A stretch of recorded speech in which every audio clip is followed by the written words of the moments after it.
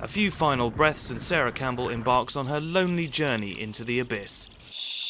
This footage was taken at the British freedivers' world record attempt in the Bahamas in April. But the sport, which involves diving as deep as possible while holding your breath, is not always as graceful as it looks.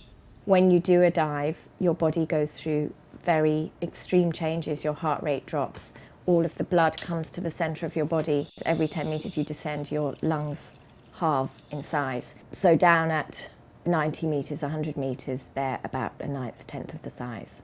This successful dive to 96 metres, holding her breath for more than 3.5 minutes, earned Campbell a new world record. Since then, the record has been snatched back by Russian Natalia Molchanova, who also beat Campbell to gold at the recent World Championships. I don't like to say it's like the Cold War, but you know, this Russian-European thing going on, there's definite rivalry. A rivalry made all the more intense by their tit-for-tat exchange of world records and the speed with which Campbell has risen to the top of such a punishing sport. She had only been in training for a few months in 2007 when she started pushing the boundaries of freediving.